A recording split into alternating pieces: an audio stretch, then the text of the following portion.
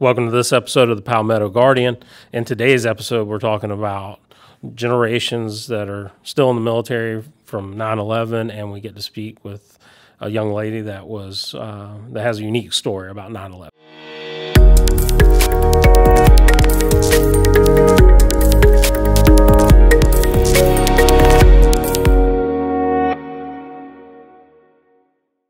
I'm Specialist David Erskine. And I'm Captain Cody Denson. And welcome to this episode of the Palmetto Informer. And it's going to be a kind of a special episode, really a special series of episodes as we move into the week of 9/11, September. And we're doing basically a little remembrance thing, and we're talking to different soldiers and airmen that were in different stages of their lives and their careers. Around 9/11, 2001, and kind of how it affected them and their lives. Now, were you in? No, you're too young to have been in the military. Much too young. I was still in middle school. Okay. In Hawaii, so when it happened, so I was like 6 hours way behind. Yeah. All over the place. Yeah. So did y'all get like the news right away then, or no? Maybe not. Yes. Yeah. I lived on base. My Okay. dad was in the Army. Okay. So All right. I was on base. Now we dig deeper. Yeah. The news came through right away, and I got woken up. But I was a kid, so all I got told was, "Hey, you're not going to school today." That's all I knew until later in the day, obviously. And funny you mentioned that. Actually, the young lady that we'll be speaking to later on in this podcast, she was young too. She was 10 or something like that, I think. We'll find out for sure what her age was here in a little bit. But I know she was young. She was at school in the New York area, and so that'll be interesting. Take. It's interesting now because like so many people in the military have that background now, because we're at that point now where we're starting to get soldiers who were born after the event, and sometimes like all these people you talk to, everyone's like, "I was a kid. I came in after." Yeah. And that's a interesting situation too, and for people maybe not have been around. I was right on that cusp. I actually came in right around 9/11. But, we are our other generations who, for all intents and purposes, enlisted during a peacetime. Yeah. And then all of a sudden kicked over. But thrown around. Yeah. But like you said, for yourself and a lot of, and I guess technically me too. I mean, when I was looking to come in the military, it was peacetime. Yeah. Shortly after that, it was no longer peacetime. But, I mean, there's a whole generation of military that have never seen anything but period of war and conflict, which is a whole lot to think about. Right. I mean, you're talking almost 2 decades at this point in time of.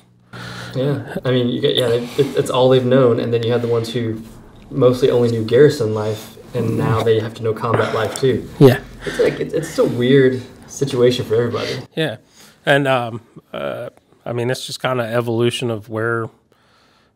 People think the military is always the military is always the military. I mean, we have to evolve and figure out where we belong in the world, just like our profession has to fit no matter what's going on. Right. The military has a very different look to it during peacetime type situations where we're not actively deploying people and stuff versus, basically the last 2 decades where we've actively deployed people. I mean, South Carolina has definitely sent its fair share of soldiers and airmen, and even not just the National Guard folks, but, even active duty, Air Guard, Marines, the Naval Base. I mean, we have a huge, if you're new to South Carolina and don't know this, we have huge military presence in South Carolina, which is awesome and outstanding. Even if I wasn't military, I would still say it was awesome. I remember just growing up in the area, and Fort Jackson was always there. And for a lot of my life, I thought Fort Jackson was Columbia. That's fair. Because I didn't go downtown a whole lot, but I remember going by the fort. My grandfather had worked out there as a carpenter and stuff like that, so I really thought that was just kind of... That was the city. That was just kind of Columbia. Because at one point in time, 77 didn't run past there. Oh. It used to stop kind of right there at the main gate. There was no continuation out there when I was younger. So, but yeah, I mean, the evolution of everything. And really ultimately, we talk about evolution, we're talking about younger generations. But we do have and as we go through this week, you'll see we have, people who were, like the young lady that's coming in and talk with us today, wasn't even in the military, was in school. We have people who were in the military and in other services there day one. We got people who came in right at the time. We have people who were actually part of the response.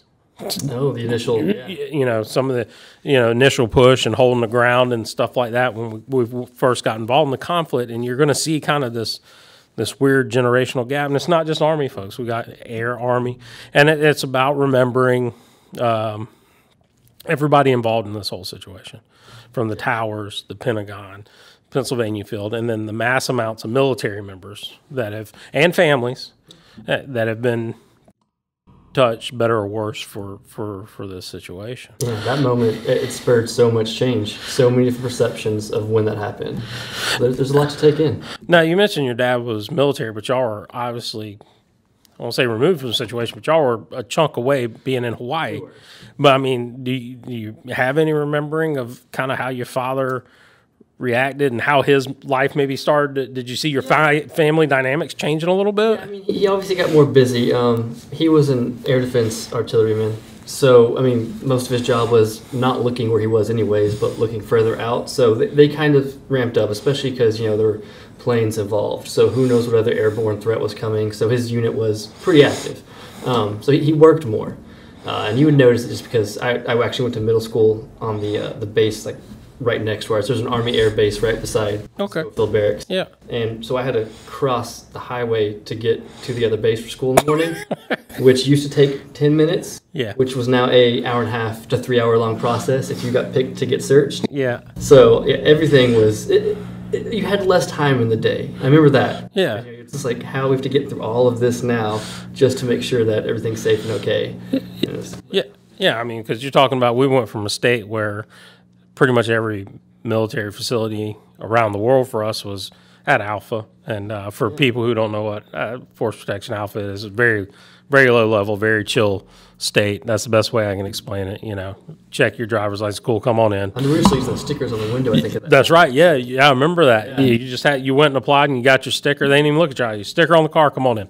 And all of a sudden you went to that to Delta, where everything's locked down. It was ridiculous. I mean, literally just crossing the highway. It took at least an hour and a half. Now, was your dad just military? Mom, dad? Just dad. All right. So a lot of times, military children become military. That's not uncommon. It's just the way it works for us. My dad was military, grandfather, whatnot. But do you think having to go through the 9/11 stuff and seeing out the father and the change of the military, do you think that solidified it more for you, or do you think, it could have happened, not happened, you'd wound up in the same spot, maybe just not as busy? I think what it did was, like, reinforce my understanding for the daily life aspect of kind of knowing the routine of the military, to seeing my dad do it.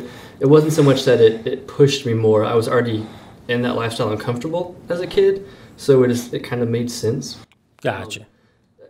I'm not going to say that I was too young to understand the change when it happened, because, I mean, it was middle school. You're like, what, 12, 13? You weren't too young. You just at that point where it didn't necessarily matter. Yeah, right. I mean, you got to expect what you expect out of children. I got a 12-year-old. I mean, if something like that was to happen today, I wouldn't expect him to hone in on but that. I think because I saw, like, the busier, lifestyle that was focused on this new situation, starting when you start to mature, I guess. It didn't seem like a big, scary thing to join the Army. I know sometimes that's like you hear people sometimes like, I don't know, what if I get called up and have to go overseas? And, well, then I was like, I've already seen it happen so much with everyone I know. I've seen, my friends' parents go overseas and come back. My own dad went overseas and came back. So it felt more comfortable. Yeah. Just know what to expect. That makes sense. So, well, we are going to jump over to our guest and have a talk with her. Another perspective. And another perspective, completely different perspective, just because of her age and where she was. And I, we've obviously talked to her a little bit beforehand, just to kind of get a feel of what everything was. And I think that she has a very unique story, and it probably will touch base for a lot of people out there, and that's good. We hope so, because like I said, once again, this is about remembrance of the event and all the people affected then and all the people it continues to affect now. Today we have Staff Sergeant Mariah Smith with us. She works in personnel out at McEntire Joint National Guard Base with the 169th Fighter Wing. Thank you for coming in today and sharing your story about 9/11 with us. Now, you weren't actually in the military. No, sir. No. Where were you? I actually was in New York City, New York. I was attending school there as a first grader. At the time, it was our first day of school. And I remember my parents dropped me and my sister off at school, and they're taking our pictures with our backpacks and get us all signed in. We eat breakfast, as usual. And we had assembly for the first day, and kind of like the welcomes and whatnot, got that out of the way, and then we reported to classes after the bell rang. I remember we put our stuff away and we started to settle in, and we're doing our journal entries. That's what we did every morning. Well, that's what we would do every morning. And in the middle of us writing, one of the kids, he goes, "Whoa!" And we all look up to see what he's pointing at, and out the window you can see smoke. In the distance, one of the towers had like a gray, fog around it. So almost immediately, the intercom goes off and we're being told to go downstairs. And there's this shelter kind of location without windows, and the teachers start doing attendance, and after everyone's accounted for, they kind of distract us with songs and different games. In the midst of that, I guess some kids had gotten wind of what was going on. I was so young I didn't really understand, but some people were crying, some people were upset, and I'm guessing our parents were told to pick us up. So we started to leave as parents came, and my mom arrived, and she got me and my sister, and she gave us like the biggest hugs you can imagine, and kisses, and we went home, and we found out that we weren't going to school for the rest of the week. So as kids we were happy about that. But later on, my dad came home and he sat us all down and kind of explained what was actually happening, and he told us that some kids' parents didn't come pick them up that day because of what had happened. And it was really sad. It wasn't even an hour into classes. Everything happened so fast, and at the time, my dad was stationed out of Fort Hamilton in Brooklyn, and he was working at MEPS, and he was actually a part of the color guard there. So there was the Prayer for America at Yankee Stadium the weeks following, and he actually got to carry the American flag, and we saw him on TV. And when we went back to school, we realized how devastated the city was. After we would do the pledge, we started doing the moment of silence, and few people were still, sad and talking about what had happened, and friends and family that were affected.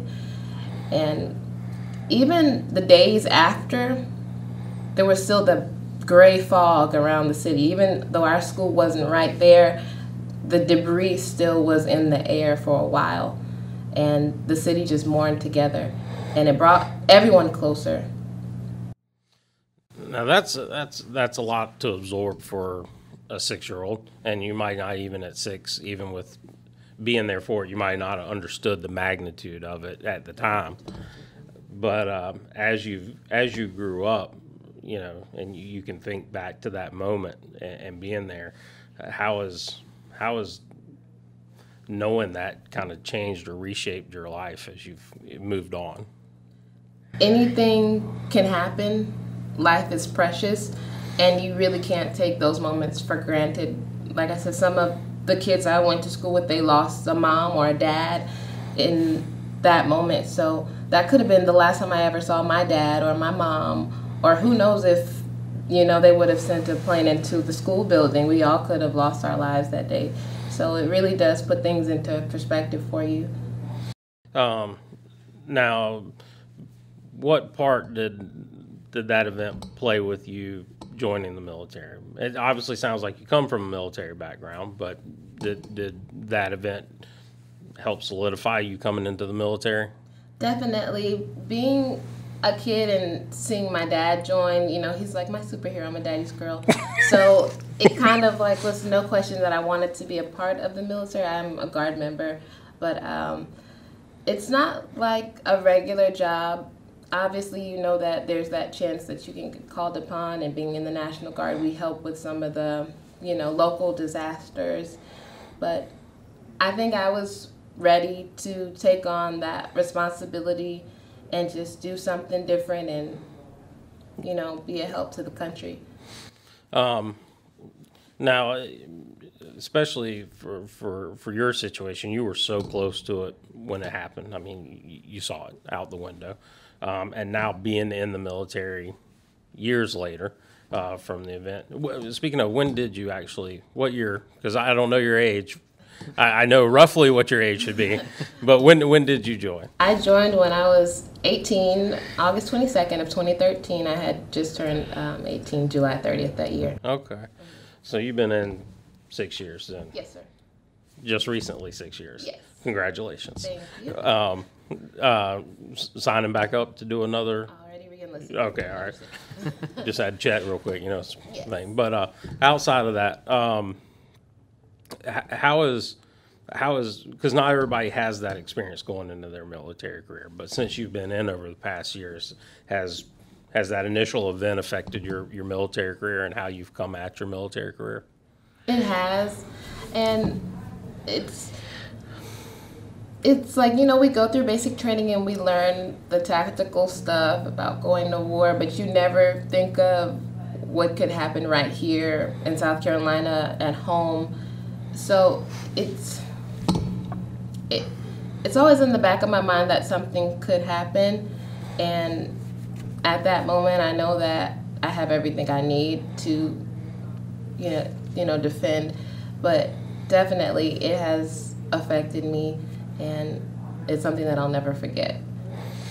Now, you mentioned you were in New York. Were you a New Yorker? Had you spent your childhood in New York up to that point? No. No. We actually lived in Chicago before that time, in Great Lakes on a Navy base. Yeah.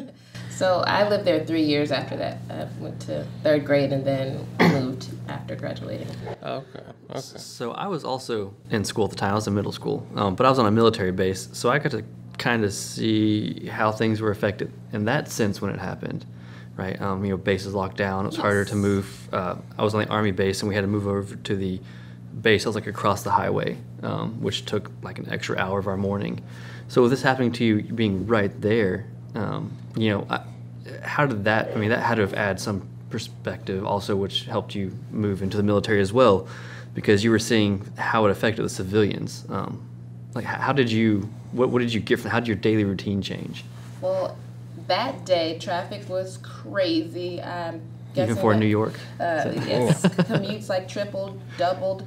They actually locked down all tunnels and bridges in the city, and even getting back onto base, they were checking every single vehicle, popping trunks open.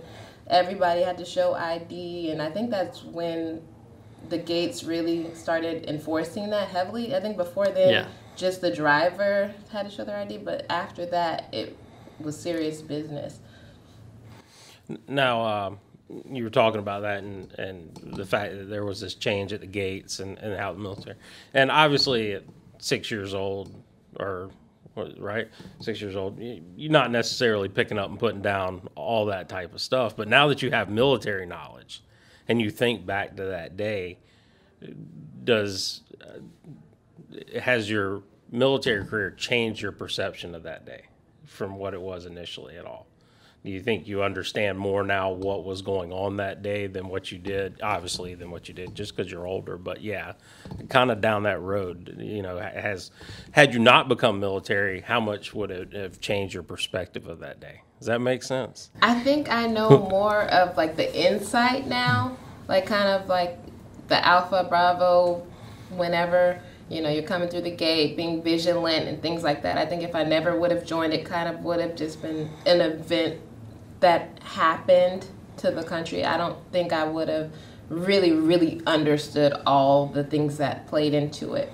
There were so many moving pieces. I mean, with the fire department and the police and the military, it really was a lot. Speaking obviously of the fire departments and the police, obviously they did a mass amount of work and stuff like that. Were you able to?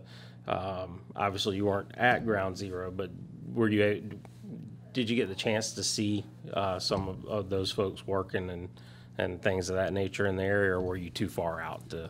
I saw on the news. We didn't really get close.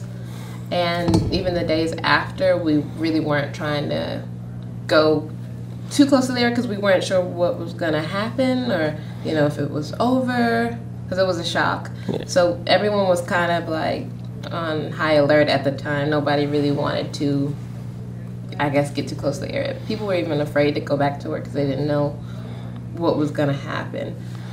Now, with your dad, he was military. Was your mom military or no? No, no. Okay. I mean, your mom's still military if she married military. That's just the way it goes. But I just wanted to make official.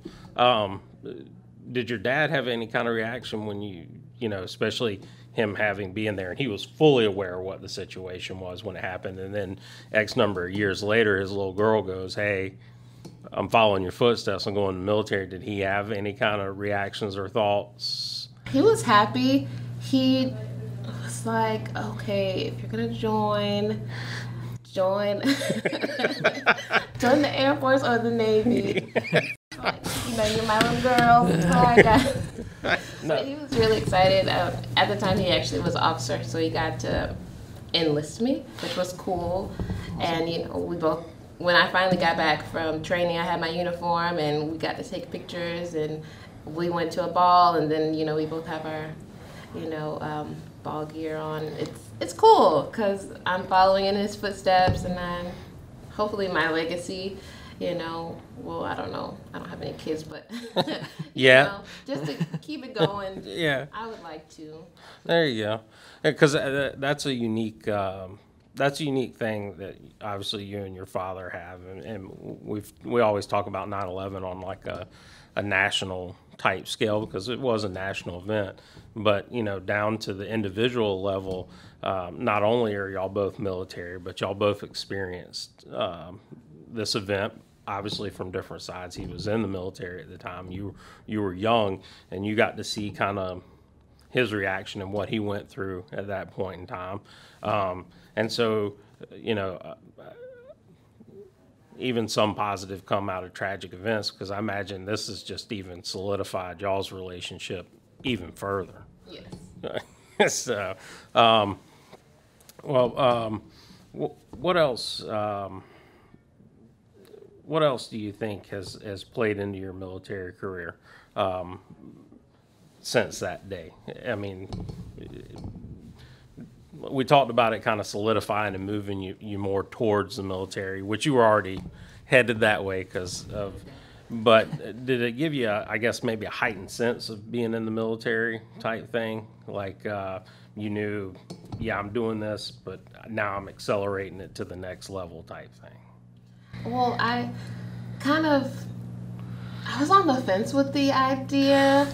Okay, all right.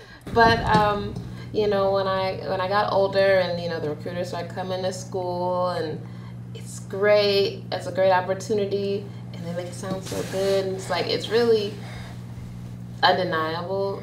Even if you come in as a Guards member and you do a 6-year contract, just to be a part of this organization, it means a lot.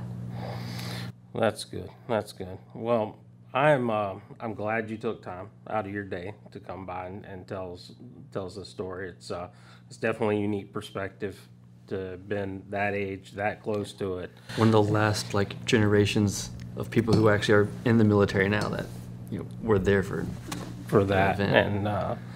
And the fact that you carried that into a military career, for a lot of people, seeing something like that would have kind of kicked them the other way potentially. There is the other side of the coin on this, that somebody close to that or involved in that would have said no, and I can't type thing. But we're glad you came by here. We're glad you decided to follow in your dad's footsteps and join the military, and wish great things for you in the future. And anytime you want to, you're welcome to stop back by. Thank you guys for having me. Thank you for letting me share my story. Yes, ma'am. Well, that was outstanding that Sergeant Smith was able to stop by with us today. She had a very interesting story. Very. Kind of similarly relates to your time frame. She was a little bit younger than you, obviously, but it's interesting to see. She was in New York. You're in Hawaii. Exactly.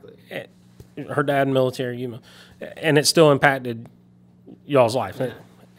Yeah, it's like, I mean, the impact for location didn't matter as much to me, but my own age was more where I could understand what's going on, but then you have hers where she's right there at the action. Yeah. And that's intense. I mean, she talked about being able to see the dust. And, I don't care if you're a military kid or whatever, you see that. It rattles you, it rattles you. And it's just a testament to her to have been that close to that situation. Because I think when you are in a situation like that, especially that close to it at that young of an age, I do think it solidifies you into a decision, whether you realize it or not. Like, no, I don't want anything ever to do with this, or whatever, or I'm going to go meet this head on, and I'm going to be part of the solution. And I think it's admirable that she wound up making that decision. Like I said, even though her family was military and that influenced, but she. Yeah, I mean, that's a big thing. I mean, especially to see that, and young or not, something's going on. You know there's an intensity, and then just the daily livelihood to follow. Like, it causes a response in a person. Yeah. That's admirable. And, you think about it, and you think about, I think a lot of times as a parent, I do this, and I think a lot of parents do this, is we way underestimate the resiliency of our children, And, I mean, it's natural. You're a parent, I got to baby them, and this and that. And a lot of times, man, you just let them go, give them, the basis of what they need, and let them go. They will show you that they're resilient, and they'll make good decisions off of it. And, just blows my mind. It blows my mind. Yeah, and to think about her father too, being there for that incident, and then seeing, his daughter go and follow in the footsteps essentially. Oh yeah. Yeah. I mean, I got my two stepsons in the military or whatnot. Both of them deployed and everything. But I never admit this to them, and I don't have to because they don't watch the podcast. But it still stretches you out. I mean, I kicked them out when they were of age. Still stretches you out. And even though he, I can only imagine him, same situation. He went through something like that. He knows firsthand what the situation is. And, kudos to military parents for being able to do that. Yeah, I mean, that's got to be intense. Even if you don't like your kids all the time, it's still tough. Still tough to see them do that. And so, I guess, like I said, I'm of that generation where I was right on the cusp of this whole thing going down. I'd already made the decision to go in the military during a peacetime. It just so happened that it coincided. But for the younger generations who know for a fact that we're high op tempo, we're in mobilizations, and still walk down there and say, yes, I'm going to do this. Well done. Agreed, 100%. Yeah, well done. Well, I think that's about it for this episode. And so I'm Specialist David Erskine. Captain Cody Jensen. And we'll catch you in the next episode.